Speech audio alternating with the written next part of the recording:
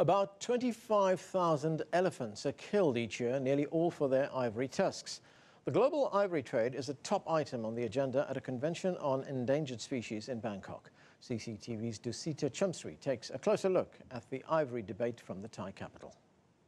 It is a debate that is never easily resolved. To trade or not to trade, it is a debate that has polarized the African continent as the population of their most prized megafauna is now at its lowest in decades.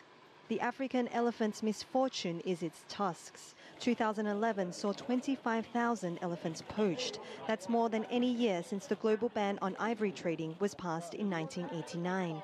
They were killed for their tusks and tusks alone. We rather have elephants alive than dead. If the current level of illegal killing continues the way it does, then there will be nothing to sell in 20 years. But why hasn't the ivory ban been effective?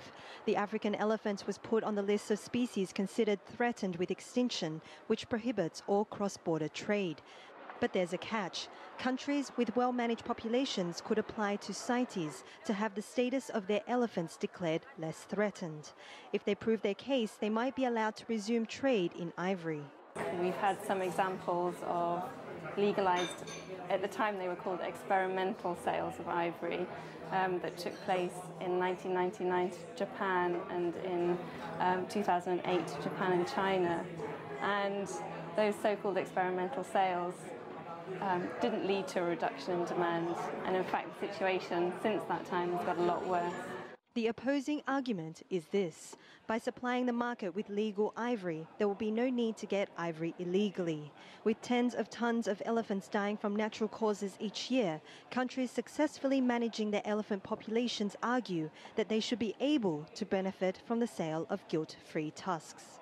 We view the legal trade in ivory as both a form of conservation of the elephant itself, as well as a contribution to the economic development of our people.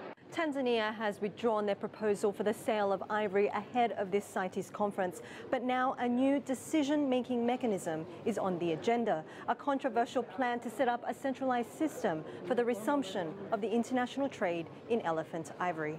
If we're going to allow trade, that is a big if we are going to allow trade, rather than have this ad hoc request every now and then, can I sell my stockpiles now or can I sell them then, to say we need a mechanism. And that mechanism would say, these are the circumstances under which you are able to trade. But time is ticking. Millions of elephants once roamed across most of Africa, but now experts fear that only 400,000 remain. And for conservationists, this CITES conference is crucial for decisions to be made, to either protect the elephants or wave goodbye to them for good. Dusita Chumsri, CCTV, Bangkok.